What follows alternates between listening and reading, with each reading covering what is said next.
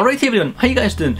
In this video I am going to give you my thoughts on the iPhone 5, the slate / black 16 gig version.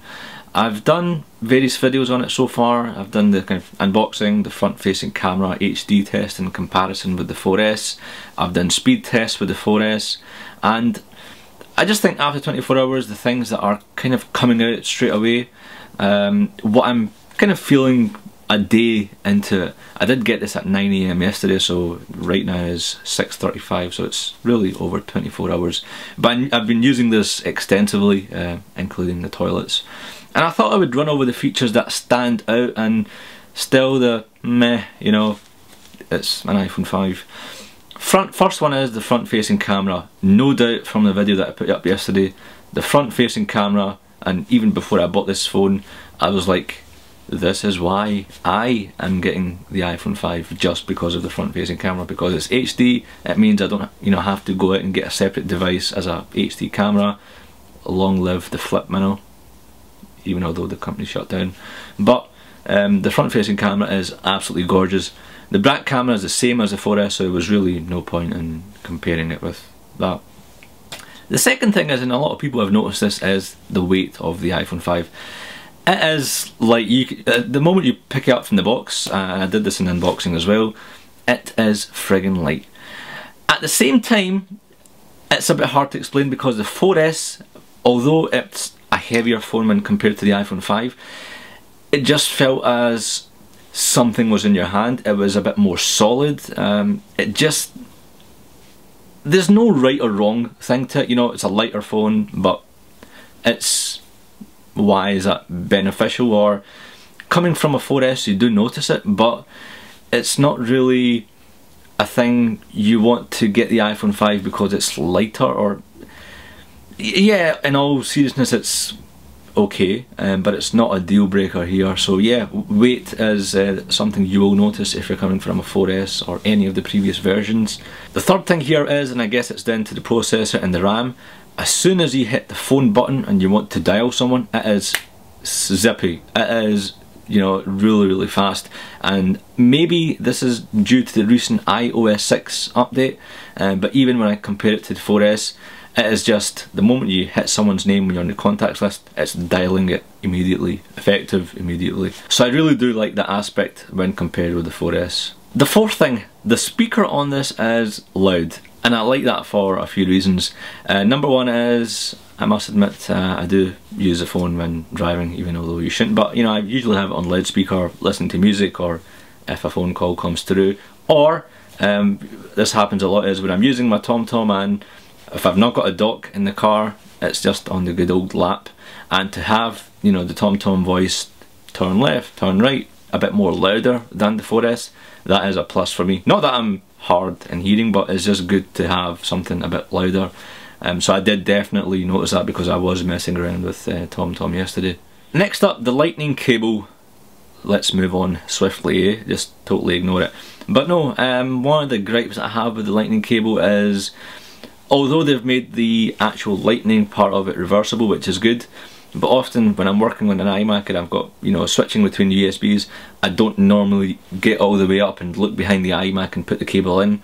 And I find this with every USB peripheral, you know, you have to kind of, it's kind of a give or take which direction you're putting it in. It would have been nice if the USB was reversible, but because Apple didn't invent USB, it's probably going to be hard until, you know, come the next versions, or Thunderbolt, or however they're going to make the reversible USB part, which is probably not going to be possible in any case. But that is the annoying point even before this kind of came out. And last but not least, scuffs and scratches on the iPhone 5. Now if you look over on Apple's forum or Mac Rumours or any Apple forum, a lot of people getting their deliveries and opening their packages to find bumps, dents, scratches on this, and because they've changed the material from the previous 4S, this, unfortunately, sad to say, is more kind of prone to scratches and scuff. And the downside to that is, come the next few months or down the line when the 5S comes out, you want to sell your phone, if it's not in good condition, you're probably not going to get such a good value. And I've always sold my devices and I tend to make really good money because it's in really good nick, so you're probably going to have to get some sort of cover. And irrespective of what iPhone you get, whether it be an iPhone 4 or a 4S, a 5, you would always want to put some sort of protection on it. And I always recommend Zag Invisible Shield because it's minimal, it's not a chunky case on your iPhone, and it is scratch resistant, and I've done extensive tests. If you haven't seen them, I'll put them on the screen. I've literally took knives, butcher knives, saws, you name it, I've done it, and it still doesn't go through the film.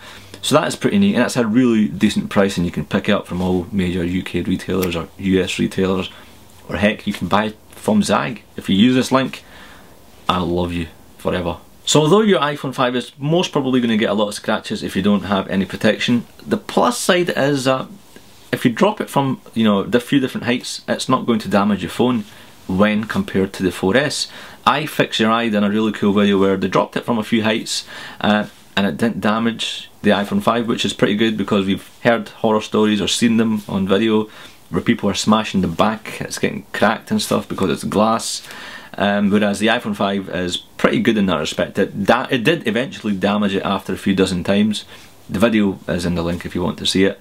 But it generally held up pretty good, so it's kind of got its plus and minuses. So just to kind of summarise and conclude this video, me coming from a 4S to a 5, to be honest, if I weren't doing this YouTube thing, if I wasn't doing these tech videos, case, accessory reviews or whatever, I probably wouldn't get this. You know, again, I keep saying this in all videos, the deal breaker for me here is the front facing camera, and that's it.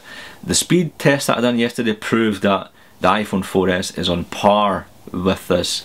The screen size, to be honest, the 4-inch, I haven't really noticed anything like wow or magical or felt that the extra inch is really helping me in any way. Does that make sense? Yeah, sure, it's a bigger screen, but then again, I don't watch videos on it or I don't play games, so I guess that's probably that. But the screen here is kind of no biggie for me anyway. So that is it for this video. I hope it's helped and kind of shed some light on the area if you're thinking of upgrading from a 4S to a 5.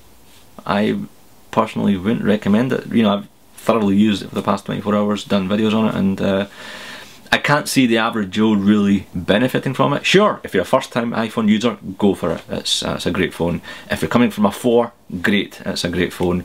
If you're coming from a 4S, don't waste your money. That is my opinion on it anyway. But stay tuned for the videos. If you haven't seen the iPhone 5 playlist, it is on your screen or in the description below. And let me know how you're finding the iPhone 5. Did your iPhone 5 come with scratches? How you feeling? Do you have the same kind of feelings as me? Or, you know, you can swear because that's what most people do. Just give me abuse, which is fine. Fine, not an issue.